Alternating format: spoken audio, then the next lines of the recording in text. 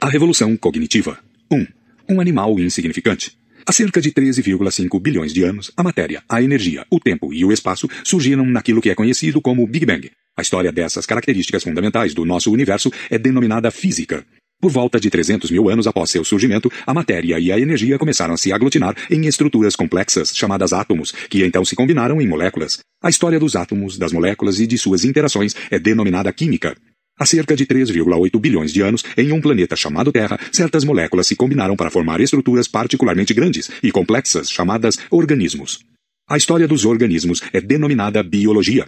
Há cerca de 70 mil anos, os organismos pertencentes à espécie Homo sapiens começaram a formar estruturas ainda mais elaboradas, chamadas culturas. O desenvolvimento subsequente dessas culturas humanas é denominado história.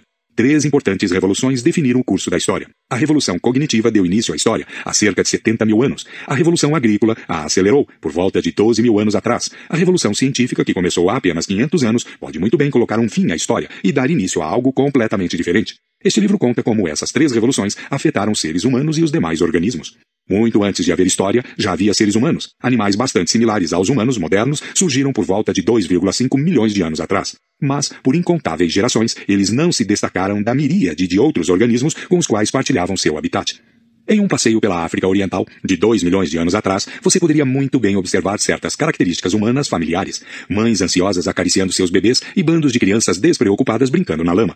Jovens temperamentais rebelando-se contra as regras da sociedade e idosos cansados que só queriam ficar em paz. Machos orgulhosos tentando impressionar as beldades locais e velhas matriarcas sábias que já tinham visto de tudo. Esses humanos arcaicos amavam, brincavam, formavam laços fortes de amizade e competiam por status e poder. Mas os chimpanzés, os babuínos e os elefantes também. Não havia nada de especial nos humanos. Ninguém, muito menos eles próprios, tinha qualquer suspeita de que seus descendentes um dia viajariam à Lua, dividiriam o átomo, mapeariam o código genético e escreveriam livros de história.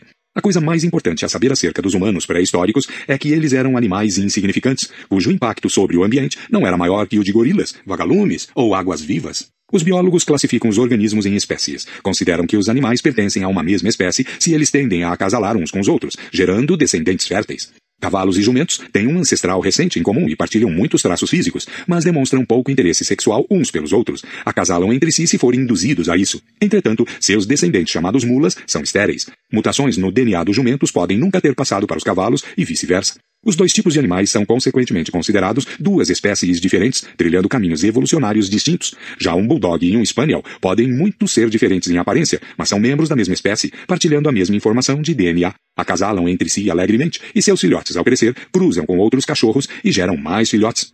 As espécies que evoluíram de um mesmo ancestral são agrupadas em um gênero. Leões, tigres, leopardos e jaguares são espécies diferentes do gênero Panthera. Os biólogos nomeiam os organismos com um nome duplo latino, o gênero seguido da espécie. Os leões, por exemplo, são chamados Panthera leo, a espécie leo do gênero Panthera. Ao que tudo indica, todos os que estão lendo este livro são Homo sapiens, a espécie sapiens, sábia, do gênero Homo, homem. Os gêneros, por sua vez, são agrupados em famílias, como a dos felídeos, leões, guepardos, gatos domésticos, a dos canídeos, lobos, raposas, chacais, e a dos elefantídeos, elefantes, mamutes, mastodontes. Todos os membros de uma família remontam ao mesmo patriarca ou matriarca original. Todos os gatos, por exemplo, dos menores gatos domésticos ao leão mais feroz, têm em comum um ancestral felídeo, que viveu há cerca de 25 milhões de anos. O Homo sapiens também pertence a uma família. Esse fato banal costumava ser um dos segredos mais bem guardados da história. Durante muito tempo, o Homo sapiens preferiu conceber a si mesmo como separado dos animais, um órfão destituído de família, carente de primos ou irmãos, e o que é mais importante, sem pai nem mãe. Mas isso simplesmente não é verdade. Gostemos ou não, somos membros de uma família grande e particularmente ruidosa chamada grandes primatas. Nossos parentes vivos mais próximos incluem os chimpanzés, os gorilas e os orangotangos. Os chimpanzés são os mais próximos. Há apenas 6 milhões de anos, uma mesma fêmea primata teve 2 filhas. Uma delas se tornou a ancestral de todos os chimpanzés. A outra é nossa avó. Esqueleto no armário. O Homo sapiens guardou um segredo ainda mais perturbador. Não só temos inúmeros primos não civilizados, como um dia também tivemos irmãos e irmãs. Costumamos pensar em nós mesmos como os únicos humanos, pois nos últimos 10 mil anos, nossa espécie de fato foi a única espécie humana a existir. O verdadeiro significado da palavra humano é animal pertencente ao gênero Homo. E antes, havia várias outras espécies desse gênero, além do Homo sapiens. Além disso, conforme veremos no último capítulo deste livro, num futuro não muito distante, possivelmente teremos de enfrentar humanos não sapiens. Para melhor explicar este ponto, usarei o termo sapiens para designar membros da espécie Homo sapiens, ao passo que reservarei o termo humano para me referir a todos os membros do gênero Homo. Os humanos surgiram na África Oriental há cerca de 2,5 milhões de anos, a partir de um gênero anterior de primatas chamado Australopithecus, que significa macaco do sul. Por volta de 2 milhões de anos atrás, alguns desses homens e mulheres arcaicos deixaram sua terra natal para se aventurar e se assentar em vastas áreas da África do Norte, da Europa e da Ásia. Como a sobrevivência nas florestas nevadas do norte da Europa requeria características diferentes das necessárias à sobrevivência nas florestas úmidas da Indonésia, as populações humanas evoluíram em direções diferentes. O resultado foram várias espécies distintas, a cada uma das quais os cientistas atribuíram um nome latino pomposo. 2. Nossos irmãos, de acordo com reconstruções especulativas, da esquerda para a direita, Homo rudolfensis, África Oriental, Homo erectus, Ásia Oriental, e Homo neanderthalensis, Europa e Ásia Ocidental. Todos são humanos. Os humanos na Europa e na Ásia Ocidental deram origem ao Homo neanderthalensis, homem do Vale do Neander, popularmente conhecidos como neandertais. Os neandertais, mais robustos e mais musculosos do que nós, sapiens, estavam bem adaptados ao clima frio da Eurásia Ocidental da Era do Gelo. As regiões mais ocidentais da Ásia foram povoadas pelo Homo erectus, homem ereto, que sobreviveu na região por quase 1,5 milhão de anos, sendo a espécie humana de maior duração. Esse recorde dificilmente será quebrado, mesmo por nossa própria espécie. É questionável se o Homo sapiens ainda existirá daqui a 1000 anos, de modo que 2 milhões de anos certamente está fora do nosso alcance. Na ilha de Java, na Indonésia, viveu o Homo soelensis, homem do Vale do Solo, que estava adaptado para a vida nos trópicos.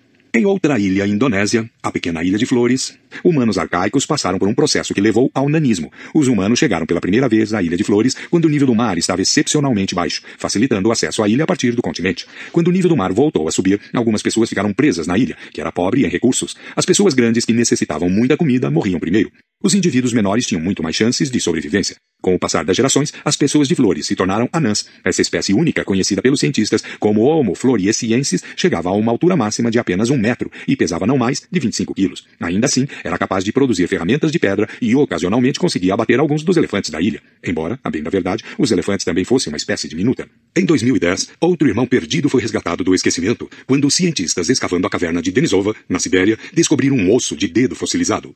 A análise genética comprovou que o dedo pertencia a uma espécie humana até então desconhecida, que foi denominada Homo denisova. Sabe-se lá quantos de nossos parentes perdidos estão esperando para ser descobertos em outras cavernas, em outras ilhas e em outros climas. Enquanto esses humanos evoluíam na Europa e na Ásia, a evolução na África Oriental não parou. O berço da humanidade continuou a nutrir numerosas espécies novas, como o Homo rudolfensis, homem do lago Rudolf, o Homo ergaster, homem trabalhador, e finalmente nossa própria espécie, que sem modéstia alguma denominamos Homo sapiens, homem sábio. Alguns membros de algumas dessas espécies eram gigantes e outros diminutos. Alguns eram caçadores destemidos e outros dóceis coletores de plantas. Alguns viviam em uma única ilha, ao passo que muitos perambulavam por continentes. Mas todos pertenciam ao gênero Homo. Eram seres humanos. É uma falácia comum conceber essas espécies como dispostas em uma linha reta de descendência, com os ergaster dando origem aos erectus, os erectus dando origem aos neandertais e os neandertais dando origem a nós. Esse modelo linear dá a impressão equivocada de que, em determinado momento, apenas um tipo de humano habitou a Terra e de que todas as espécies anteriores foram meros modelos mais antigos de nós mesmos. A verdade é que, de aproximadamente 2 milhões de anos a 10 mil anos atrás, o mundo foi habitado por várias espécies humanas ao mesmo tempo. E por que não? Hoje há muitas espécies de raposas, ursos e porcos. O mundo de 100 mil anos atrás foi habitado por pelo menos 6 espécies humanas diferentes. É nossa exclusividade atual e não a multiplicidade de espécies em nosso passado que é peculiar e talvez incriminadora. Como logo veremos, nós, sapiens, temos boas razões para reprimir a lembrança de nossos irmãos. O custo de pensar. Apesar de suas muitas diferenças, todas as espécies humanas têm em comum várias características que as definem. Mais notadamente, os humanos têm um cérebro extraordinariamente grande, em comparação com o de outros animais. Mamíferos pesando 60 quilos têm um cérebro com tamanho médio de 200 centímetros cúbicos. Os primeiros homens e mulheres, há 2,5 milhões de anos, tinham cérebros de cerca de 600 centímetros cúbicos. Sapiens modernos apresentam um cérebro de 1.200 a 1.400 centímetros cúbicos. Os cérebros dos neandertais eram ainda maiores. Que a evolução devesse selecionar cérebros maiores pode nos parecer óbvio. Somos tão apaixonados por nossa inteligência superior que presumimos que, em se tratando de capacidade cerebral, mais deve ser melhor. Mas se fosse assim, a família dos felídeos também teria produzido gatos capazes de fazer cálculos, e porcos teriam a esta altura lançado seus próprios programas espaciais. Por que cérebros gigantes são tão raros no reino animal? O fato é que um cérebro gigante é extremamente custoso para o corpo. Não é fácil de carregar, sobretudo quando é envolvido por um crânio pesado. É ainda mais difícil de abastecer. No Homo sapiens, o cérebro equivale a 2 ou 3% do peso corporal, mas consome 25% da energia do corpo quando este está em repouso. Em comparação, o cérebro de outros primatas requer apenas 8% de energia em repouso. Os humanos arcaicos pagaram por seu cérebro grande de 2 maneiras. Em primeiro lugar, passaram mais tempo em busca de comida. Em segundo lugar, seus músculos atrofiaram. Como um governo desviando dinheiro da defesa para a educação, os humanos desviaram energia do bíceps para os neurônios. Dificilmente pensaríamos que essa é uma boa estratégia para a sobrevivência na savana. Um chimpanzé não pode ganhar uma discussão com um Homo sapiens, mas pode parti-lo ao meio como uma boneca de pano. Hoje, nosso cérebro grande é uma vantagem, porque podemos produzir carros e armas que permitem nos locomovermos mais rápido que os chimpanzés e atirar neles de uma distância segura em vez de enfrentá-los em um combate corpo a corpo. Mas carros e armas são um fenômeno recente. Por mais de 2 milhões de anos, as redes neurais dos humanos continuaram se expandindo, mas com exceção de algumas facas de sílex e varetas pontiagudas, os humanos tiraram muito pouco proveito disso. Então, o que impulsionou a evolução do enorme cérebro humano durante esses 2 milhões de anos? Francamente, nós não sabemos. Outro traço humano singular é que andamos eretos sobre 2 pernas. Ao ficar eretos, é mais fácil esquadrinhar a savana à procura de animais de caça ou de inimigos, e os braços, desnecessários para a locomoção, são liberados para outros propósitos, como atirar pedras ou sinalizar. Quanto mais coisas essas mãos eram capazes de fazer, mais sucesso tinham os indivíduos, de modo que a pressão evolutiva trouxe uma concentração cada vez maior de nervos e músculos bem ajustados nas palmas e nos dedos. Em consequência, os humanos podem realizar tarefas complexas com as mãos. Em particular, podem produzir e usar ferramentas sofisticadas. Os primeiros indícios de produção de ferramentas datam de aproximadamente 2,5 milhões de anos atrás, e a manufatura e o uso de ferramentas são os critérios pelos quais os arqueólogos reconhecem humanos antigos. Mas caminhar com a coluna ereta tem lá suas desvantagens. O esqueleto de nossos ancestrais primatas se desenvolveu durante milhões de anos para sustentar uma criatura que andava de 4 e tinha uma cabeça relativamente pequena. Adaptar-se a uma posição ereta foi um grande desafio, sobretudo quando a estrutura precisou sustentar um crânio extra grande. A humanidade pagou por sua visão elevada e suas mãos habilidosas com dores nas costas e rigidez no pescoço. As mulheres pagaram ainda mais. Um andar ereto exigia quadris mais estreitos, constringindo o canal do parto. E isso justamente quando a cabeça dos bebês se tornava cada vez maior. A morte durante o parto se tornou uma grande preocupação para as fêmeas humanas. As mulheres que davam à luz mais cedo, quando o cérebro e a cabeça do bebê ainda eram relativamente pequenos e maleáveis, se saíam melhor e sobreviviam para ter mais filhos. Em consequência, a seleção natural favoreceu nascimentos precoces. E de fato, em comparação com outros animais, os humanos nascem prematuramente, quando muitos de seus sistemas vitais ainda estão subdesenvolvidos.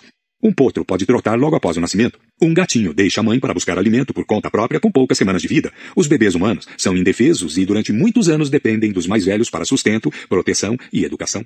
Esse fato contribuiu enormemente para as extraordinárias habilidades sociais da humanidade e ao mesmo tempo para seus peculiares problemas sociais. Mães solitárias dificilmente conseguiam obter comida suficiente para sua prole e para si mesmas, tendo crianças necessitadas sob seus cuidados. Criar filhos requeria ajuda constante de outros membros da família e de vizinhos. É necessária uma tribo para criar um ser humano. A evolução, assim, favoreceu aqueles capazes de formar fortes laços sociais. Além disso, como os humanos nascem subdesenvolvidos, eles podem ser educados e socializados em medida muito maior do que qualquer outro animal. A maioria dos mamíferos sai do útero como cerâmica vidrada saindo de um forno. Qualquer tentativa de moldá-los novamente apenas irá rachá-los ou quebrá-los. Os humanos saem do útero como vidro derretido saindo de uma fornalha. Podem ser retorcidos, esticados e moldados com surpreendente liberdade. É por isso que hoje podemos educar nossos filhos para serem cristãos ou budistas, capitalistas ou socialistas, belicosos ou pacifistas. Presumimos que um cérebro grande, o uso de ferramentas, uma capacidade superior de aprender e estruturas sociais complexas são vantagens enormes. Parece óbvio que esses atributos tornaram a humanidade o animal mais poderoso da Terra. Mas os humanos desfrutaram de todas essas vantagens por 2 milhões de anos, durante os quais continuaram sendo criaturas fracas e marginais. Assim, humanos que viveram há 1 milhão de anos, apesar de seus cérebros grandes e ferramentas de pedra afiadas, viviam com medo constante de predadores, raramente caçavam animais grandes e subsistiam principalmente coletando plantas, pegando insetos, capturando animais pequenos e comendo a carniça deixada por outros carnívoros mais fortes. Um dos usos mais comuns das primeiras ferramentas de pedra foi abrir ossos para chegar até o tutano. Alguns pesquisadores acreditam que esse foi nosso nicho original. Assim como os pica-pau se especializam em extrair insetos dos troncos das árvores, os primeiros humanos se especializaram em extrair o tutano dos ossos. Por que o tutano? Bem, suponhamos que você esteja observando um bando de leões abater e devorar uma girafa. Você espera pacientemente até eles terminarem. Mas ainda não é a sua vez, porque primeiro as hienas e os chacais, e você não ousa se meter com eles, reviram as sobras. Só então você e seu bando ousam se aproximar da carcaça, olhando com cuidado à sua volta e explorar o único tecido comestível que restou. Isso é essencial para entender nossa história e nossa psicologia. A posição do gênero Homo na cadeia alimentar era, até muito pouco tempo atrás, solidamente intermediária. Durante milhões de anos, os humanos caçaram criaturas menores e coletaram o que podiam, ao passo que eram caçados por predadores maiores. Somente há 400 mil anos que várias espécies de homem começaram a caçar animais grandes de maneira regular, e só nos últimos 100 mil anos, com a ascensão do Homo sapiens, esse homem saltou para o topo da cadeia alimentar. Este salto espetacular do meio para o topo teve enormes consequências. Outros animais no topo da pirâmide, como os leões e os tubarões, evoluíram para essa posição gradualmente ao longo de milhões de anos. Isso permitiu que o ecossistema desenvolvesse formas de compensação e equilíbrio que impediam que leões e tubarões causassem destruição em excesso. À medida que os leões se tornavam mais ferozes, a evolução fez as gazelas correrem mais rápido, as hienas cooperarem melhor e os rinocerontes serem mais mal-humorados. Diferentemente, a humanidade ascendeu ao topo tão rapidamente que o ecossistema não teve tempo de se ajustar. Além disso, os próprios humanos não conseguiram se ajustar. A maior parte dos grandes predadores do planeta são criaturas grandiosas. Milhões de anos de supremacia os encheram de confiança em si mesmos. O Sapiens, diferentemente, está mais para um ditador de uma república de bananas. Tendo sido até tão pouco tempo atrás um dos oprimidos das savanas, somos tomados por medos e ansiedades quanto à nossa posição, o que nos torna duplamente cruéis e perigosos. Muitas calamidades históricas, de guerras mortais a catástrofes ecológicas, resultaram desse salto apressado. Uma raça de cozinheiros. Um passo importante rumo ao topo foi a domesticação do fogo. Já há 800 mil anos, algumas espécies humanas faziam uso esporádico do fogo. Por volta de 300 mil anos atrás, o Homo erectus, os Neandertais e os antepassados do Homo sapiens usavam fogo diariamente. Os humanos agora tinham uma fonte confiável de luz e de calor e uma arma letal contra os leões à espreita. Não muito tempo depois, os humanos podem até mesmo ter começado a, deliberadamente, fazer queimadas em suas áreas. Um fogo cuidadosamente manejado podia transformar bosques cerrados intransponíveis em campos cheios de animais de caça. Além disso, quando o fogo se apagava, os empreendedores da Idade da Pedra podiam caminhar pelos restos fumegantes e coletar animais, nozes e tubérculos carbonizados, mas a melhor coisa que o fogo possibilitou foi o hábito de cozinhar. Alimentos que os humanos não conseguem digerir em sua forma natural, como trigo, arroz e batata, se tornaram itens essenciais da nossa dieta graças ao cozimento. O fogo não só mudava a química dos alimentos, mudava também sua biologia. Cozinhar matava germes e parasitas que infestavam os alimentos. Também passou a ser muito mais fácil para os humanos mastigar e digerir seus alimentos favoritos, como frutas, nozes, insetos e carniça, se cozidos. Enquanto os chimpanzés passam 5 horas por dia mastigando alimentos crus, 1 hora é suficiente para as pessoas comerem alimentos cozidos. O advento do hábito de cozinhar possibilitou aos humanos comer mais tipos de comida, dedicar menos tempo à alimentação e se virar com dentes menores e intestino mais curto. Alguns estudiosos acreditam que existe uma relação direta entre o advento do hábito de cozinhar, o encurtamento do trato intestinal e o crescimento do cérebro humano, considerando que tanto um intestino longo quanto um cérebro grande consomem muita energia. É difícil ter os dois ao mesmo tempo. Ao encurtar o intestino e reduzir seu consumo de energia, o hábito de cozinhar inadvertidamente abriu caminho para o cérebro enorme dos Neandertais e dos Sapiens. Nota. O fogo também abriu a primeira brecha significativa entre o homem e os outros animais. O poder de quase todos os animais depende de seu corpo, a força de seus músculos, o tamanho de seus dentes, a envergadura de suas asas. Embora possam fazer uso de ventos e correntes, são incapazes de controlar essas forças da natureza e estão sempre limitados por sua estrutura física. As águias, por exemplo, identificam colunas térmicas emanando do solo, abrem suas asas gigantes e permitem que o ar quente as faça alçar voo, mas não podem controlar a localização das colunas térmicas, e sua capacidade máxima de carga é estritamente proporcional à envergadura de suas asas. Ao domesticar o fogo, os humanos ganharam controle de uma força obediente e potencialmente ilimitada. Ao contrário das águias, os humanos podiam escolher onde e quando acender uma chama, e foram capazes de explorar o fogo para inúmeras tarefas. O que é mais importante, o poder do fogo não era limitado pela forma, estrutura ou força do corpo humano. Uma única mulher, com uma pedra ou vareta, podia produzir fogo para queimar uma floresta inteira em uma questão de horas. A domesticação do fogo foi um sinal do que estava por vir. Mapa 1. O Homo sapiens conquista o globo.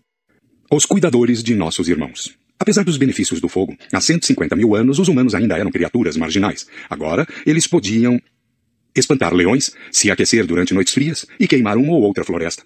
Mas, considerando todas as espécies juntas, possivelmente o número de humanos vivendo entre o arquipélago indonésio e a Península Ibérica ainda não passava de 1 milhão, um mero ponto no radar ecológico.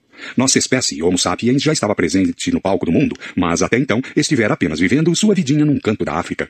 Não sabemos exatamente onde ou quando animais que podem ser classificados como Homo sapiens evoluíram pela primeira vez a partir de algum tipo anterior de humano. Mas a maioria dos cientistas concorda que há 150 mil anos a África Oriental estava povoada por sapiens que se pareciam exatamente como nós. Se um deles aparecesse em um necrotério moderno, o patologista local não notaria nada peculiar. Graças às bênçãos do fogo, eles tinham mandíbulas e dentes menores que seus ancestrais, ao passo que tinham cérebros enormes iguais aos nossos em tamanho. Os cientistas também concordam que há cerca de 70 mil anos, sapiens da África Oriental se espalharam na Península Arábica e de lá rapidamente tomaram território da Eurásia. Quando o Homo sapiens chegou à Arábia, a maior parte da Eurásia já era ocupada por outros humanos. O que aconteceu com eles? Há duas teorias conflitantes. A teoria da miscigenação conta uma história de atração, sexo e miscigenação. À medida que os imigrantes africanos se espalharam pelo mundo, eles procriaram com outras populações humanas e as pessoas hoje são resultado dessa miscigenação. Por exemplo, quando os sapiens chegaram ao Oriente Médio e à Europa, encontraram os neandertais. Esses humanos eram mais musculosos que os sapiens, tinham cérebro maior e eram mais bem adaptados a climas frios. Usavam ferramentas e fogo, eram caçadores exímios e, ao que parece, cuidavam dos doentes e debilitados. Arqueólogos encontraram ossos de neandertais que viveram por muitos anos com várias deficiências físicas, indícios de que eram cuidados por seus parentes. Os neandertais muitas vezes são retratados em caricaturas como o arquetípico homem das cavernas, bruto e estúpido, mas indícios recentes mudaram essa imagem. 3. Reconstrução especulativa de uma criança neandertal. As evidências genéticas indicam que pelo menos alguns neandertais podem ter tido pele e cabelos claros. De acordo com a teoria da miscigenação, quando o Homo sapiens se espalhou por terras neandertais, os sapiens procriaram com neandertais até que as duas populações se fundiram. Se isso for verdade, então os eurasianos de hoje não são sapiens puros, são uma mistura de sapiens e neandertais. De forma semelhante, quando chegaram à Ásia Oriental, os sapiens se misturaram com os locais Homo erectus, de forma que os chineses e coreanos são uma mistura de sapiens e Homo erectus. A visão oposta, chamada de teoria da substituição, conta uma história muito diferente, uma história de incompatibilidade, repulsa e talvez até mesmo genocídio. Sapiens e neandertais tinham anatomias diferentes e muito provavelmente hábitos de acasalamento e até mesmo odor corporal diferentes. Provavelmente tinham pouco interesse sexual uns pelos outros. Mesmo que um Romeu neandertal e uma Julieta sapiens se apaixonassem, não poderiam produzir descendentes férteis, porque o abismo genético separando as duas populações já era intransponível. As duas populações teriam permanecido distintas e quando os neandertais morreram ou foram mortos, seus genes teriam morrido com eles. De acordo com essa teoria, sapiens substituíram todas as populações humanas anteriores sem se misturar com nenhuma delas. Nesse caso, a origem de todas as linhagens humanas existentes pode ser atribuída exclusivamente à África Oriental de 70 mil anos atrás. Muita coisa depende desse debate. De uma perspectiva evolutiva, 70 mil anos é um intervalo relativamente curto. Se a teoria da substituição estiver correta, todos os humanos existentes têm mais ou menos a mesma bagagem genética, e as distinções raciais entre eles são desprezíveis. Mas se a teoria da miscigenação estiver correta, pode muito bem haver entre africanos, europeus e asiáticos diferenças genéticas que remontam a centenas de milhares de anos atrás. Trata-se de uma dinamite política que poderia fornecer matéria-prima para teorias raciais explosivas. Nas últimas décadas, a teoria da substituição prevaleceu entre os cientistas. Tinha bases arqueológicas mais sólidas e era politicamente mais correta. Os cientistas não tinham desejo algum de abrir a caixa de Pandora do racismo ao afirmar a existência de uma diversidade genética significativa entre as populações humanas modernas. Mas isso terminou em 2010, quando foram publicados os resultados de um esforço de 4 anos para mapear o genoma dos neandertais. Geneticistas conseguiram coletar DNA intacto de fósseis de neandertais em quantidade suficiente para fazer uma comparação detalhada com o DNA de humanos contemporâneos. Os resultados desconcertaram a comunidade científica. Revelou-se que de 1% a 4% do DNA das populações modernas, no Oriente Médio e na Europa, são DNA de neandertal. Não é uma grande quantidade, mas é significante. Um segundo choque veio meses depois, quando foi mapeado o DNA extraído do dedo fossilizado de Denisova. Os resultados comprovaram que até 6% do DNA humano dos melanésios e dos aborígenes australianos modernos são DNA denisovano. Se esses resultados forem válidos, e é importante ter em mente que estão sendo realizadas mais pesquisas que podem tanto corroborar quanto modificar essas conclusões, os defensores da teoria da miscigenação acertaram em pelo menos alguns aspectos. Mas isso não significa que a teoria da substituição esteja completamente errada. Uma vez que os neandertais e os denisovanos contribuíram apenas com uma pequena proporção de DNA para nosso genoma atual, é impossível falar de uma fusão entre os sapiens e outras espécies humanas. Embora as diferenças entre elas não fossem grandes o suficiente para evitar completamente a geração de descendentes férteis, eram suficientes para fazer que tais contatos fossem muito raros. Sendo assim, como devemos entender as relações biológicas entre sapiens, neandertais e denisovanos? Claramente não eram espécies completamente distintas, como são os cavalos e os jumentos. Por outro lado, não eram apenas populações diferentes da mesma espécie, como os bulldogs e os spaniels. A realidade biológica não é em preto e branco. Há também áreas cinza importantes. Quaisquer duas espécies que tenham evoluído de um único ancestral, como os cavalos e os jumentos, foram, em algum momento, apenas duas populações da mesma espécie, como os bulldogs e os spaniels. Com o tempo, as diferenças entre elas se acumularam, até que elas seguiram caminhos evolutivos separados. Deve ter havido um ponto em que as duas populações já eram bem diferentes uma da outra, mas ainda capazes, em raras ocasiões, de ter relações sexuais e gerar descendentes férteis. Então, houve mutação em mais um ou dois genes e esse último fio que as conectava se perdeu para sempre. Ao que parece, há cerca de 50 mil anos, sapiens neandertais e denisovanos se encontravam nesse limite. Eram espécies quase separadas, mas não totalmente. Como veremos no próximo capítulo, os sapiens já eram bem diferentes dos neandertais e dos denisovanos, não só em seu código genético e em seus traços físicos, como também sua capacidade cognitiva e habilidades sociais. Mas ainda era igualmente possível, em raras ocasiões, que um sapiens e um neandertal tivessem um filho. Portanto, as populações não se fundiram. Mas alguns genes sortudos de neandertais pegaram uma carona no expresso sapiens. É um tanto perturbador e talvez fascinante pensar que nós, sapiens, possamos, em algum momento, ter tido relações sexuais com um animal de uma espécie diferente e gerado descendentes. Mas se os neandertais, denisovanos e outras espécies humanas não simplesmente se miscigenaram com os sapiens, por que desapareceram? Uma possibilidade é que o Homo sapiens as levou à extinção. Imagine um bando de sapiens chegando a um vale nos Balcãs, onde os neandertais viviam há centenas de milhares de anos.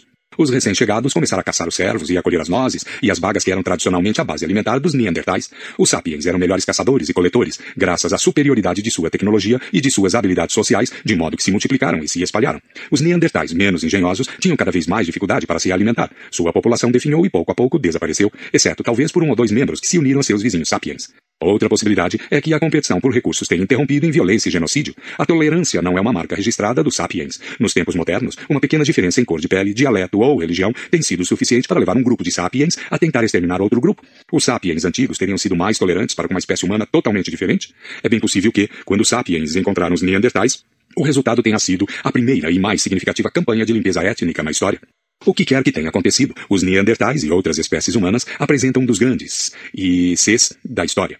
Imagine o que poderia ter acontecido se os Neandertais ou denisovanos tivessem sobrevivido ao lado do Homo sapiens. Que tipos de cultura, sociedade e estrutura política teriam surgido em um mundo em que várias espécies humanas diferentes coexistissem? Como, por exemplo, as fés religiosas teriam se desenvolvido? O livro do Gênesis teria declarado que os Neandertais descenderam de Adão e Eva? Jesus teria morrido pelos pecados dos denisovanos? E o Corão teria reservado lugares no paraíso para todos os humanos corretos, independentemente da espécie? Os Neandertais teriam recebido um lugar no sistema de castas hindu ou na vasta burocracia da China imperial?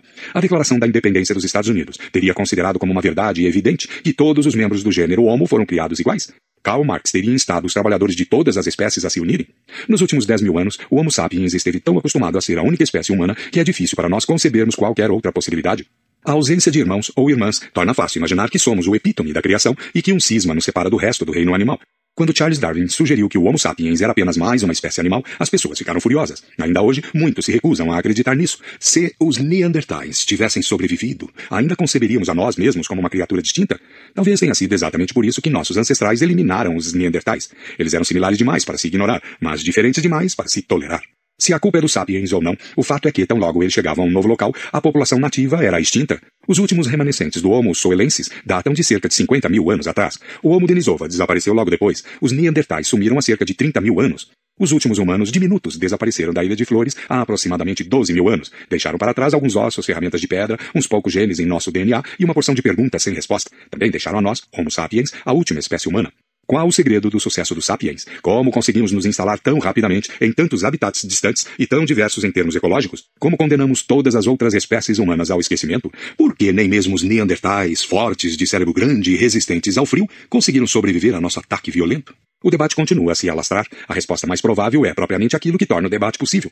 O Homo sapiens conquistou o mundo, acima de tudo, graças à sua linguagem única. A árvore do conhecimento. No capítulo anterior, vimos que embora os sapiens já habitassem a África Oriental há 150.000 anos, apenas por volta de 70.000 anos atrás, eles começaram a dominar o resto do planeta Terra e levar as demais espécies humanas à extinção. Nos milhares de anos desse período, embora esses sapiens arcaicos se parecessem exatamente conosco, e embora seu cérebro fosse tão grande quanto o nosso, eles não gozavam de qualquer vantagem notável sobre outras espécies humanas, não produziam ferramentas particularmente sofisticadas e não realizavam nenhum outro feito especial. De fato, no primeiro encontro registrado entre sapiens e neandertais, os neandertais levaram a melhor. Por volta de 100.000 anos atrás, alguns grupos de sapiens migraram para o Levante, que era território neandertal, mas foram incapazes de garantir sua sobrevivência. Isso pode ter-se devido à crueldade dos nativos, a um clima inclemente ou à presença de parasitas com os quais não estavam familiarizados. Qualquer que seja o motivo, os sapiens acabaram por se retirar, deixando os neandertais como senhores do Oriente Médio.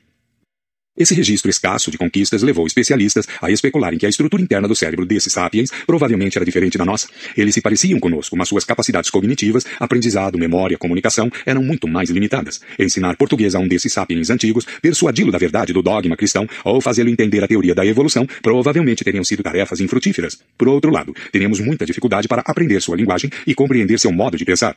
Mas então, a partir de 70.000 anos atrás, o Homo sapiens começou a fazer coisas muito especiais. Nessa época, bandos de sapiens deixaram a África pela segunda vez. Dessa vez, eles expulsaram os neandertais e todas as outras espécies humanas, não só do Oriente Médio, como também da face da Terra.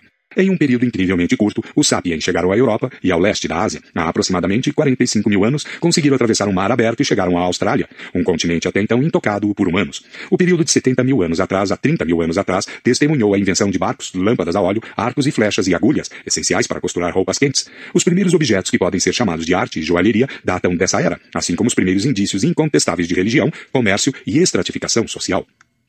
4. Estatueta em marfim de um homem-leão, ou mulher-leoa, da caverna de Stadel, na Alemanha. aproximadamente 32 mil anos atrás. O corpo é humano, mas a cabeça é leonina. Este é um dos primeiros exemplos indiscutíveis de arte e provavelmente de religião e da capacidade da mente humana de imaginar coisas que não existem de fato.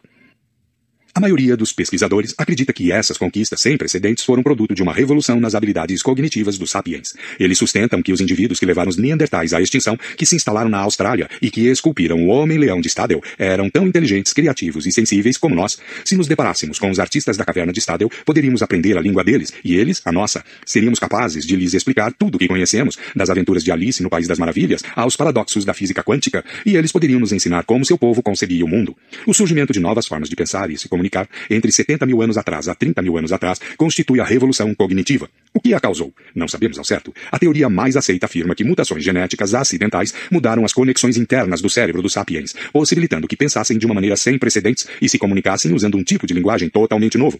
Poderíamos chamá-las de mutações da árvore do conhecimento, porque ocorreram no DNA dos sapiens e não no DNA dos neandertais. Até onde pudemos verificar, foi uma questão de puro acaso. Mas é mais importante entender as consequências das mutações da árvore do conhecimento do que suas causas. O que havia de tão especial na nova linguagem dos sapiens que nos permitiu conquistar o mundo? Essa não foi a primeira linguagem. Todos os animais têm alguma forma de linguagem. Até mesmo os insetos, como abelhas e formigas, sabem se comunicar de maneiras sofisticadas, informando uns aos outros sobre o paradeiro de alimentos. Tampouco foi a primeira linguagem vocal. Muitos animais, incluindo todas as espécies de macaco, têm uma linguagem vocal. Por exemplo, macacos verdes usam gritos de vários tipos para se comunicar. Os zoólogos identificaram um grito que significa cuidado, uma águia. Um grito um pouco diferente alerta, cuidado, um leão.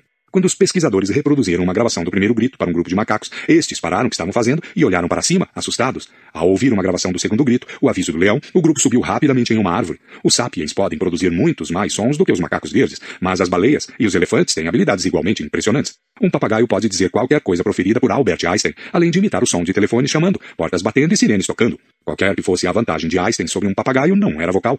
O que então há de tão especial em nossa linguagem? A resposta mais comum é que nossa linguagem é incrivelmente versátil. Podemos conectar uma série limitada de sons e sinais para produzir um número infinito de frases, cada uma delas com um significado diferente. Podemos assim consumir, armazenar e comunicar uma quantidade extraordinária de informação sobre o mundo à nossa volta. Um macaco verde pode gritar para seus camaradas, cuidado, um leão, mas um humano moderno pode dizer aos amigos que esta manhã, perto da curva do rio, ele viu um leão atrás de um rebanho de bisões. Pode então descrever a localização exata, incluindo os diferentes caminhos que levam à área em questão. Com essas informações, os membros do seu bando podem pensar juntos e discutir se devem se aproximar do rio, expulsar o leão e caçar os bisões. Uma segunda teoria concorda que nossa linguagem singular evoluiu como um meio de partilhar informações sobre o mundo, mas as informações mais importantes que precisavam ser comunicadas eram sobre humanos e não sobre leões e bisões. Nossa linguagem evoluiu como uma forma de fofoca. De acordo com essa teoria, o Homo sapiens é, antes de mais nada, um animal social. A cooperação social é essencial para a sobrevivência e a reprodução. Não é suficiente que homens e mulheres conheçam o paradeiro de leões e bisões. É muito mais importante para eles saber quem em seu bando odeia quem está dormindo com quem é honesto e quem é trapaceiro. A quantidade de informações que é preciso obter e armazenar a fim de rastrear as relações sempre cambiantes, até mesmo de umas poucas dezenas de indivíduos, é assombrosa. Em um bando de 50 indivíduos, há 1.225 relações de 1 para 1 e incontáveis combinações sociais mais complexas. Todos os macacos mostram um ávido interesse por tais informações sociais, mas eles têm dificuldade para fofocar de fato. Os neandertais e os homo sapiens arcaicos provavelmente também tiveram dificuldade para falar pelas costas uns dos outros. Uma habilidade muito difamada que, na verdade, é essencial para a cooperação em grande número. As novas habilidades linguísticas que os sapiens modernos adquiriram há cerca de 70 milênios permitiram que fofocassem por horas a fio. Graças a informações precisas sobre quem era digno de confiança, pequenos grupos puderam se expandir para bandos maiores, e os sapiens puderam desenvolver tipos de cooperação mais sólidos e mais sofisticados. A teoria da fofoca pode parecer uma piada, mas vários estudos a corroboram.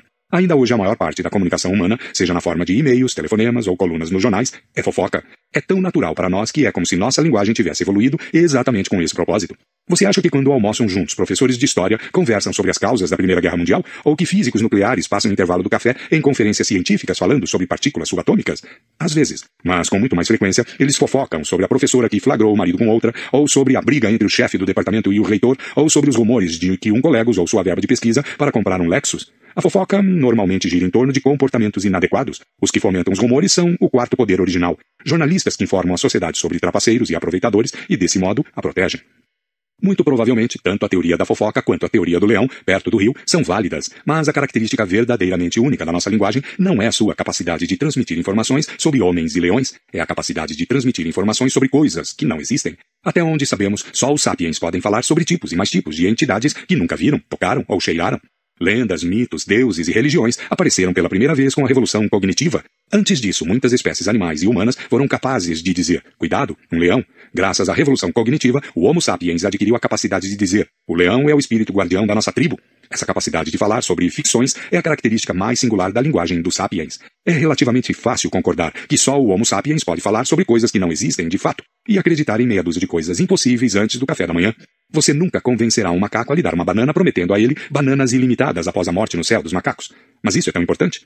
Afinal, a ficção pode ser perigosamente enganosa ou confusa. As pessoas que vão à floresta à procura de fadas e unicórnios parecem ter uma chance menor de sobrevivência do que as que vão à procura de cogumelos e cervos. E se você passa horas rezando para espíritos guardiães inexistentes, não está perdendo um tempo precioso, tempo que seria mais bem utilizado procurando comida, guerreando e copulando?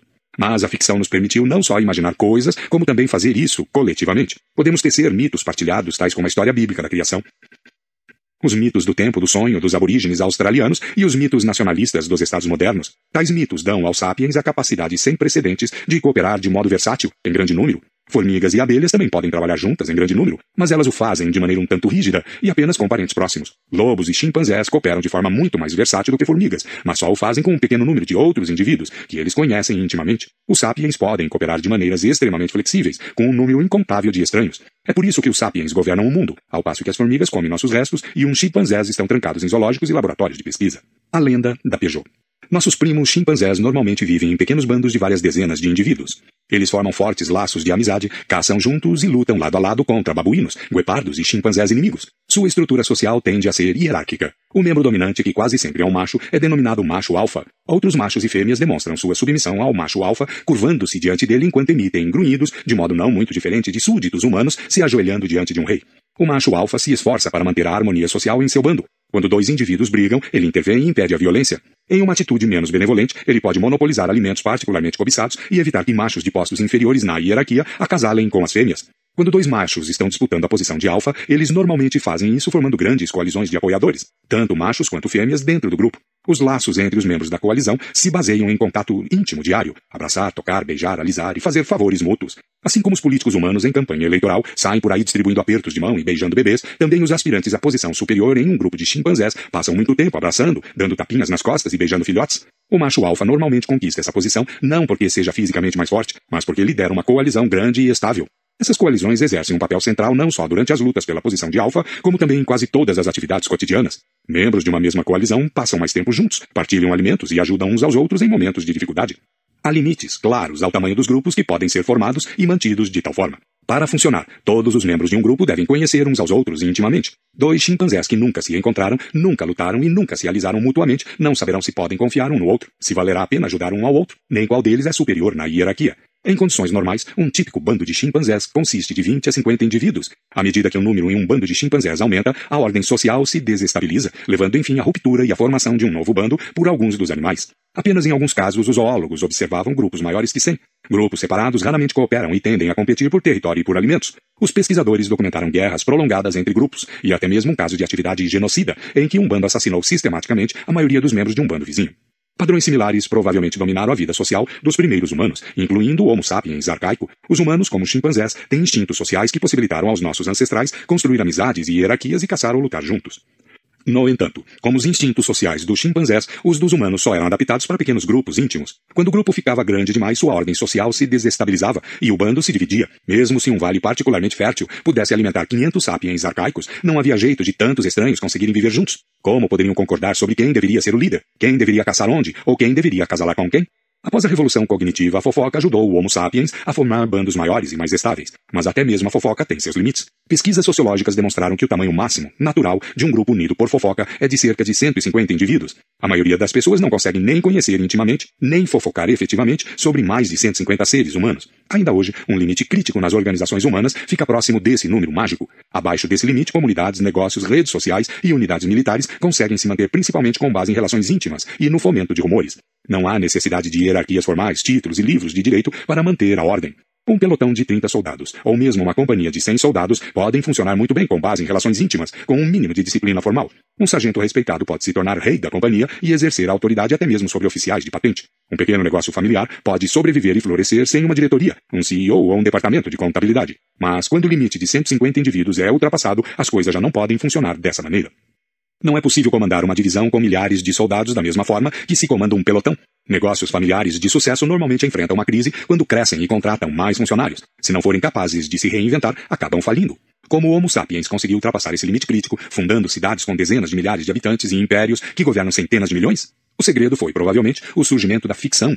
Um grande número de estranhos pode cooperar de maneira eficaz se acreditar nos mesmos mitos. Toda a cooperação humana em grande escala, seja um Estado moderno, uma igreja medieval, uma cidade antiga ou uma tribo arcaica, se baseia em mitos partilhados que só existem na imaginação coletiva das pessoas. As igrejas se baseiam em mitos religiosos partilhados. Dois católicos que nunca se conheceram podem, no entanto, lutar juntos em uma cruzada, ou levantar fundos para construir um hospital, porque ambos acreditam que Deus encarnou em um corpo humano e foi crucificado para redimir nossos pecados. Os estados se baseiam em mitos nacionais partilhados. Dois sérvios que nunca se conheceram podem arriscar a vida para salvar um ao outro, porque ambos acreditam na existência da nação sérvia, da terra natal sérvia e da bandeira sérvia. Sistemas judiciais se baseiam em mitos jurídicos partilhados. Dois advogados que nunca se conheceram podem unir esforços para defender um completo estranho, porque acreditam na existência de leis, justiça e direitos humanos, e no dinheiro dos honorários. Mas nenhuma dessas coisas existe fora das histórias que as pessoas inventam e contam umas às outras. Não há deuses no universo, nem nações, nem dinheiro, nem direitos humanos, nem leis, nem justiça fora da imaginação coletiva dos seres humanos. As pessoas entendem facilmente que os primitivos consolidam sua ordem social acreditando em deuses e espíritos e se reunindo a cada lua cheia para dançar juntos, em volta da fogueira. Mas não conseguimos avaliar que nossas instituições modernas funcionam exatamente sob a mesma base. Considere, por exemplo, o mundo das corporações. Os executivos e advogados modernos são, de fato, feiticeiros poderosos. A principal diferença entre eles e os xamãs tribais é que os advogados modernos contam histórias muito mais estranhas. A lenda da Peugeot nos fornece um bom exemplo. Um ícone que lembra um pouco o Homem-Leão de Stadel aparece hoje em carros, caminhões e motocicletas de Paris a Sydney. É o ornamento que adorna o capô dos veículos fabricados pela Peugeot, uma das maiores e mais antigas fabricantes de carros da Europa. A Peugeot começou como um negócio familiar no vilarejo de Valentigney, a apenas 300 quilômetros da caverna de Stadel. Hoje a empresa emprega cerca de 200 mil pessoas em todo o mundo, a maioria delas completamente estranhas umas às outras. Esses estranhos cooperam de maneira tão eficaz que em 2008 a Peugeot produziu mais de 1,5 milhão de automóveis, gerando uma receita de aproximadamente 55 bilhões de euros. Em que sentido podemos afirmar que a Peugeot S.A., nome oficial da empresa, existe? Há muitos veículos da Peugeot, mas estes obviamente não são a empresa. Mesmo que todos os Peugeot do mundo fossem descartados ao mesmo tempo e vendidos para o ferro velho, a Peugeot S.A. não desapareceria, continuaria a fabricar novos carros e a publicar seu relatório anual. A empresa tem fábricas, maquinário e showrooms e emprega mecânicos, contadores e secretárias, mas tudo isso junto não constitui a Peugeot. Um desastre poderia matar cada um dos empregados da Peugeot e destruir todas as suas linhas de montagem e todos os seus escritórios executivos. Mesmo assim, a empresa poderia obter empréstimos, contratar novos empregados, construir novas fábricas e comprar novo maquinário. A Peugeot tem gestores e acionistas, mas eles também não constituem a empresa. Todos os gestores poderiam ser demitidos e todas as suas ações vendidas, mas a empresa propriamente dita permaneceria intacta. Isso não significa que a Peugeot S.A. seja invulnerável ou imortal. Se um juiz ordenasse a dissolução da empresa, suas fábricas permaneceriam de pé e seus trabalhadores, contadores, gestores e acionistas continuariam a viver, mas a Peugeot S.A. desapareceria imediatamente. Em suma, a Peugeot S.A. parece não ter conexão alguma com o mundo físico. Ela existe de fato? A Peugeot é um produto da nossa imaginação coletiva. Os advogados chamam isso de ficção jurídica. Não pode ser sinalizada, não é um objeto físico, mas existe como entidade jurídica. Como você ou eu está submetida às leis dos países em que opera, pode abrir uma conta bancária e ter propriedades, paga impostos e pode ser processada até mesmo separadamente de qualquer um de seus donos ou das pessoas que trabalham para ela.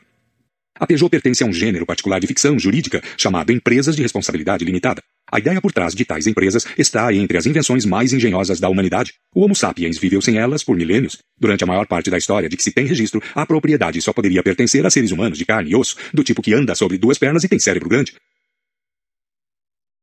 Se na França do século XIII Jean abrisse uma oficina para fabricar vagões, ele próprio seria o negócio. Se um vagão por ele fabricado parasse de funcionar uma semana após a compra, o comprador insatisfeito processaria Jean pessoalmente. Se Jean tomasse emprestada 1.000 moedas de ouro para abrir sua oficina e o negócio falisse, ele teria de pagar um empréstimo vendendo sua propriedade privada, sua casa, sua vaca, sua terra. Talvez até precisasse vender seus filhos como escravos. Se não pudesse honrar a dívida, poderia ser jogado na prisão pelo Estado ou ser escravizado por seus credores. Ele era totalmente responsável, de maneira ilimitada, por todas as obrigações assumidas por sua oficina.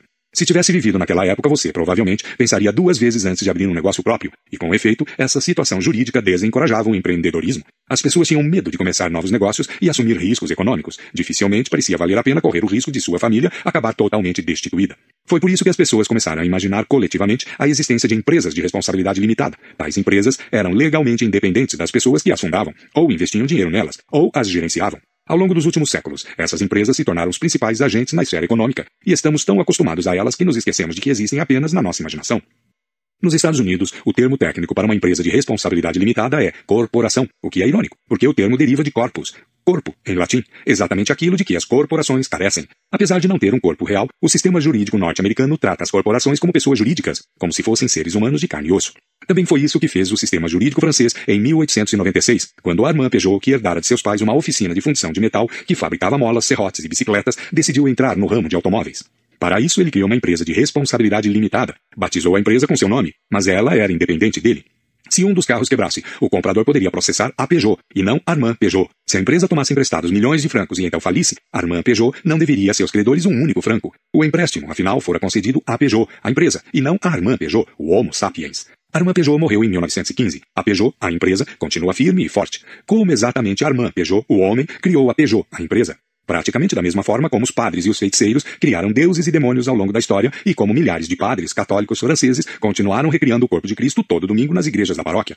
Tudo se resumia a contar histórias e convencer as pessoas a acreditarem nelas. No caso dos padres franceses, a história crucial foi a da vida e morte de Cristo, tal como contada pela Igreja Católica. De acordo com essa história, se um padre católico, usando suas vestes sagradas, pronunciasse solenemente as palavras certas no momento certo, o pão e o vinho mundano se transformariam na carne e no sangue de Deus. O padre exclamava, hoc est corpus meum, este é meu corpo, em latim, e abracadabra, o pão se transformava no corpo de Cristo. Vendo que o padre havia observado assiduamente todos os procedimentos, milhões de católicos franceses devotos se comportavam como se Deus de fato existisse no pão e no vinho consagrados. No caso da Peugeot S.A., a história crucial foi o Código Jurídico francês, tal como redigido pelo Parlamento francês. De acordo com os legisladores franceses, se um advogado certificado seguisse todos os rituais e liturgias adequados, escrevesse todos os discursos e juramentos requeridos em um pedaço de papel maravilhosamente decorado e afixasse sua assinatura ornamentada ao pé do documento, abracadabra, uma nova empresa era incorporada. Quando em 1896 Armand Peugeot quis criar sua empresa, ele pagou para que um advogado fizesse todos esses procedimentos sagrados. Uma vez que o advogado tivesse desempenhado todos os rituais corretos e pronunciado todos os discursos e juramentos necessários, milhões de cidadãos franceses honrados se comportaram como se a empresa Peugeot realmente existisse. Contar histórias eficazes não é fácil. A dificuldade está não em contar a história, mas em convencer todos os demais a acreditarem nela. Grande parte da nossa história gira em torno desta questão. Como convencer milhões de pessoas a acreditarem em histórias específicas sobre deuses ou nações ou empresas de responsabilidade limitada? Mas quando isso funciona, dá aos sapiens poder imenso, porque possibilita que milhões de estranhos cooperem para objetivos em comum. Tente imaginar o quão difícil teria sido criar estados ou igrejas ou sistemas jurídicos se só fôssemos capazes de falar sobre coisas que realmente existem, como rios, árvores e leões. Com o passar dos anos, as pessoas teceram uma rede incrivelmente complexa de histórias. Nessa rede, ficções como a da Peugeot não só existem como acumulam enorme poder, têm mais poder do que qualquer leão ou bando de leões. Os tipos de coisa que as pessoas criam por meio dessa rede de histórias são conhecidos nos meios acadêmicos como ficções, construtos sociais ou realidades imaginadas. Uma realidade imaginada não é uma mentira. Eu minto se digo que há um leão perto do rio quando sei perfeitamente que não há leão algum. Não há nada de especial nas mentiras. Macacos verdes e chimpanzés podem mentir. Já se observou, por exemplo, um macaco verde gritando, cuidado, um leão, quando não havia leão algum por perto. Convenientemente, esse alarme falso afastava outro macaco que tinha acabado de encontrar uma banana, abrindo caminho para que um mentiroso roubasse o prêmio para si. Ao contrário da mentira, uma realidade imaginada é algo em que todo mundo acredita. E enquanto essa crença partilhada persiste, a realidade imaginada exerce influência no mundo. O escultor da caverna de Stadel pode ter acreditado sinceramente na existência do espírito guardião do homem-leão.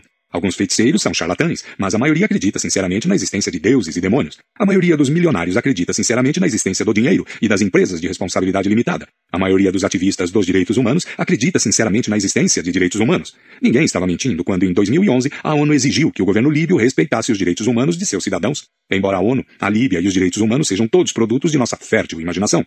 Desde a Revolução Cognitiva, os sapiens vivem, portanto, em uma realidade dual. Por um lado, a realidade objetiva dos rios, das árvores e dos leões. Por outro, a realidade imaginada de deuses, nações e corporações. Com o passar do tempo, a realidade imaginada se tornou ainda mais poderosa, de modo que hoje a própria sobrevivência de rios, árvores e leões depende da graça de entidades imaginadas, tais como deuses, nações e corporações. Superando o genoma. A capacidade de criar uma realidade imaginada com palavras possibilitou que um grande número de estranhos coopere de maneira eficaz. Mas também fez algo mais. Uma vez que a cooperação humana em grande escala é baseada em mitos, a maneira como as pessoas cooperam pode ser alterada modificando-se os mitos, contando-se histórias diferentes. Nas circunstâncias adequadas, os mitos podem mudar muito depressa. Em 1789, a população francesa, quase da noite para o dia, deixou de acreditar no mito do direito divino dos reis e passou a acreditar no mito da soberania do povo. Em consequência, desde a Revolução Cognitiva, o Homo sapiens tem sido capaz de revisar seu comportamento rapidamente, de acordo com necessidades em constante transformação. Isso abriu uma via expressa de evolução cultural, contornando os engarrafamentos da evolução genética. Acelerando por essa via expressa, o Homo sapiens logo ultrapassou todas as outras espécies humanas em sua capacidade de cooperar. O comportamento de outros animais sociais é determinado em grande medida por seus genes. O DNA não é um autocrata. O comportamento animal também é influenciado por fatores ambientais e por peculiaridades individuais. No entanto, em um ambiente estável, animais da mesma espécie tendem a se comportar de maneira similar. Em geral, mudanças significativas no comportamento social não podem ocorrer sem mutações genéticas. Por exemplo, os chimpanzés comuns têm uma tendência genética a viver em grupos hierárquicos liderados por um macho alfa. Membros de uma espécie de chimpanzé muito próxima, os bonobos, normalmente vivem em grupos mais igualitários dominados por alianças femininas. As fêmeas dos chimpanzés comuns não podem aprender com suas parentes bonobos e conduzir uma revolução feminista. Os chimpanzés machos não podem se reunir em uma assembleia constituinte para abolir o cargo do macho alfa e declarar que de agora em diante todos os chimpanzés devem ser tratados como iguais. Tais mudanças drásticas de comportamento só ocorreriam se algo mudasse no DNA dos chimpanzés. Por razões similares, os humanos arcaicos não iniciavam revoluções. Até onde sabemos, as mudanças nos padrões sociais, a invenção de novas tecnologias e a consolidação de novos hábitos decorreram mais de mutações genéticas e pressões ambientais do que de iniciativas culturais. É por isso que levou centenas de milhares de anos para os humanos darem esses passos. Há 2 milhões de anos, mutações genéticas resultaram no surgimento de uma nova espécie humana chamada Homo erectus. Seu surgimento foi acompanhado pelo desenvolvimento de uma nova tecnologia de ferramentas de pedra, hoje reconhecida como uma característica decisiva dessa espécie. Enquanto o Homo erectus não passou por novas alterações genéticas, suas ferramentas de pedra continuaram mais ou menos as mesmas, por quase 2 milhões de anos. Por sua vez, desde a revolução cognitiva, os sapiens têm sido capazes de mudar seu comportamento rapidamente, transmitindo novos comportamentos a gerações futuras sem necessidade de qualquer mudança genética ou ambiental. Por exemplo, considere o advento repetido de elites sem filhos, como a classe sacerdotal católica, as ordens monásticas budistas e as burocracias eunucas chinesas. A existência de tais elites vai contra os princípios mais fundamentais da seleção natural, já que esses membros dominantes da sociedade deliberadamente abrem mão da procriação. Enquanto entre os chimpanzés os machos alfa usam seu poder para ter relações sexuais com tantas fêmeas quanto possível e, consequentemente, gerar uma grande proporção dos filhotes do grupo, os machos alfa católicos se abstêm completamente das relações sexuais e dos cuidados dos filhos. Essa abstinência não resulta de condições ambientais singulares, tais como a carência severa de alimentos ou de parceiros em potencial. Tampouco é resultado de alguma mutação genética peculiar. A Igreja Católica sobreviveu por séculos não por transmitir um gene do celibato, de um papa ao seguinte, mas por transmitir as histórias do Novo Testamento e do direito canônico católico. Em outras palavras, enquanto os padrões de comportamento dos humanos arcaicos permaneceram inalterados por dezenas de milhares de anos, os sapiens conseguem transformar suas estruturas sociais, a natureza de suas relações interpessoais, suas atividades econômicas e uma série de outros comportamentos no intervalo de 1 ou 2 décadas. Considere uma habitante de Berlim nascida em 1900 e vivendo longevos 100 anos. Ela passou a infância no Império Hohenzollern de Guilherme II, seus anos adultos na República de Weimar, no Terceiro Reich nazista e na Alemanha Oriental comunista, e morreu cidadã de uma Alemanha democrática reunificada. Conseguiu ser parte de 5 sistemas sociopolíticos muito diferentes, embora seu DNA tenha permanecido exatamente o mesmo. Isso foi essencial para o sucesso dos sapiens. Em uma briga de 1 para 1, provavelmente um Neandertal teria derrotado um sapiens, mas em um conflito de centenas, os Neandertais não teriam uma chance sequer. Os Neandertais podiam partilhar informações sobre o paradeiro de leões, mas provavelmente não podiam contar e revisar histórias sobre espíritos tribais. Sem a capacidade de criar ficção, os Neandertais não conseguiam cooperar efetivamente em grande número, nem adaptar seu ambiente social para responder aos desafios em rápida transformação. Embora não possamos adentrar a mente de um Neandertal para entender como eles pensavam, temos indícios indiretos dos limites de sua capacidade cognitiva em comparação com seus rivais sapiens. Ao escavar sítios habitados por sapiens há 30 mil anos, no interior do continente europeu, os arqueólogos ocasionalmente encontram conchas da costa mediterrânea e da costa atlântica. É muito provável que essas conchas tenham chegado ao interior do continente por meio de escambo a longa distância entre diferentes bandos de sapiens. Os sítios de Neandertais não têm indícios de tal escambo. Cada grupo fabricava suas próprias ferramentas, com materiais encontrados no local. Outro exemplo vem do Pacífico Sul. Bandos de sapiens que viveram na ilha de Nova Irlanda, no norte da Nova Guiné, usaram um vidro vulcânico chamado obsidiana para manufaturar ferramentas particularmente fortes e afiadas. A Nova Irlanda, entretanto, não tem depósitos naturais de obsidiana. As análises de laboratório revelaram que a obsidiana que eles usaram foi trazida de depósitos na Nova Bretanha, uma ilha a 400 quilômetros de distância. Alguns dos habitantes dessas ilhas devem ter sido navegantes habilidosos que percorriam longas distâncias negociando de ilha em ilha. O comércio pode parecer uma atividade muito pragmática, que não requer nenhuma base fictícia, mas o fato é que nenhum outro animal além dos sapiens pratica o comércio, e todas as redes de comércio dos sapiens sobre as quais temos informações detalhadas se baseiam em ficções. O comércio não pode existir sem confiança, e é muito difícil confiar em estranhos. A rede de comércio global de nossos dias se baseia em nossa confiança em entidades fictícias tais como o dólar, o Federal Reserve Bank e as marcas registradas das corporações. Quando 2 estranhos em uma sociedade tribal querem fazer comércio, eles geralmente constroem confiança mútua recorrendo a um deus ancestral, mítico ou animal totêmico em comum. Se sapiens arcaicos que acreditavam em tais ficções trocaram conchas e obsidianas, é razoável pensar que também podem ter trocado informações, criando assim redes de conhecimento muito mais amplas e mais densas do que a que serviu aos Neandertais e a outros humanos arcaicos. As técnicas de caça são outro exemplo dessas diferenças. Os Neandertais geralmente caçavam sozinhos ou em pequenos grupos. Os Sapiens, por outro lado, desenvolveram técnicas que se apoiavam na cooperação entre dezenas de indivíduos e talvez até mesmo entre bandos diferentes.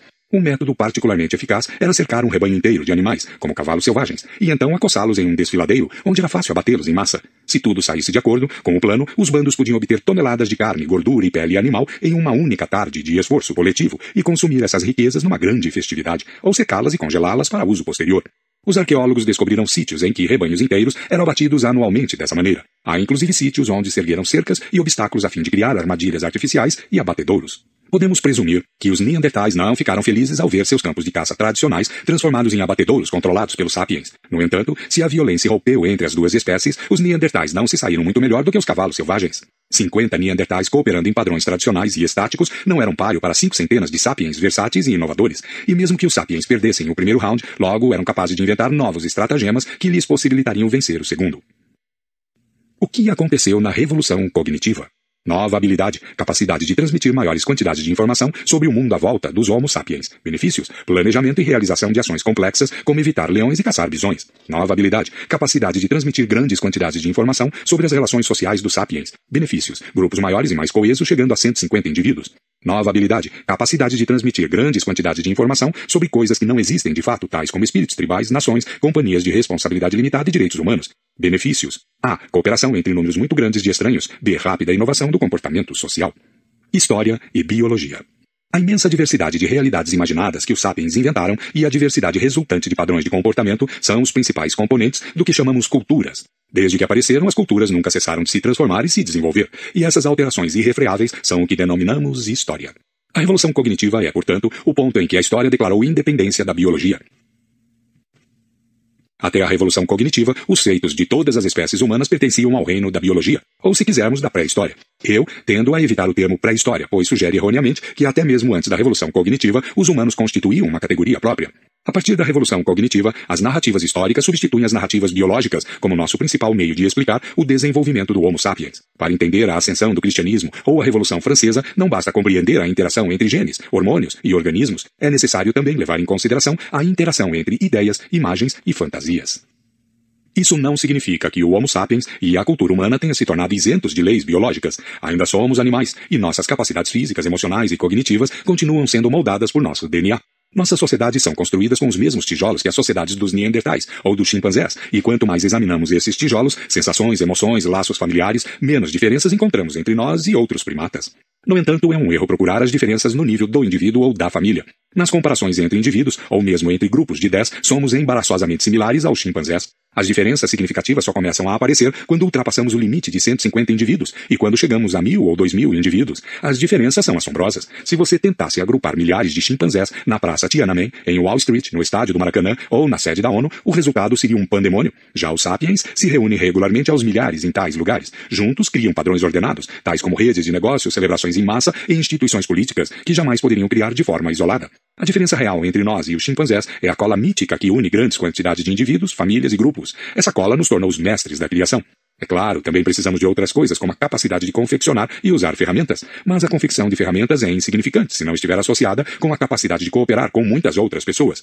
Como é possível que hoje tenhamos mísseis intercontinentais com ogivas nucleares, se há 30.000 anos tínhamos apenas lanças com pontas de sílex? Fisiologicamente, não houve qualquer melhoria significativa em nossa capacidade de confeccionar ferramentas nos últimos 30.000 anos. Albert Einstein era muito menos hábil com as mãos do que um antigo caçador-coletor. No entanto, nossa capacidade de cooperar com um grande número de estranhos aumentou consideravelmente. A antiga lança com ponta de sílex era manufaturada em minutos por uma única pessoa, que confiava no conselho e no auxílio de uns poucos amigos íntimos. A produção de uma ogiva nuclear moderna requer a cooperação de milhões de estranhos em todo o mundo, dos trabalhadores que extraem o minério de urânio das profundezas da Terra, aos estudiosos da física que escrevem longas fórmulas matemáticas para descrever as interações entre partículas subatômicas. Para resumir as relações entre a biologia e a história após a Revolução Cognitiva. A biologia estabelece os parâmetros básicos para o comportamento e as capacidades do Homo sapiens. Toda a história acontece dentro dos limites dessa arena biológica. B. No entanto, essa arena é extraordinariamente grande, possibilitando que os sapiens joguem uma incrível variedade de jogos. Graças à sua habilidade de criar ficções, os sapiens inventam jogos cada vez mais complexos, que cada geração desenvolve e elabora ainda mais.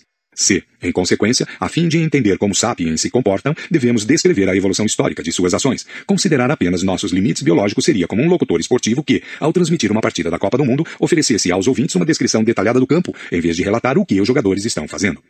Que jogo nossos ancestrais da Idade da Pedra jogaram na arena da história? Até onde sabemos, as pessoas que esculpiram o Homem-Leão de Stadel há cerca de 30 mil anos tinham as mesmas capacidades físicas, emocionais e intelectuais que nós temos. O que elas faziam assim que acordavam? O que comiam no café da manhã? E no almoço? Como eram suas sociedades? Tinham relações monogâmicas e famílias nucleares? Tinham cerimônias, códigos morais, competições esportivas e rituais religiosos? Travavam guerras? O próximo capítulo espreita detrás da cortina das eras, examinando como era a vida nos milênios que separaram a revolução cognitiva da revolução agrícola. Nota. Aqui nas páginas que seguem, ao mencionar a linguagem sapiens, refiro-me às habilidades linguísticas básicas de nossa espécie, e não a um dialeto em específico inglês, hindi e chinês, são todos variantes de linguagem sapiens. Aparentemente, até mesmo na época da revolução cognitiva, diferentes grupos sapiens falavam dialetos diferentes. Fim de nota.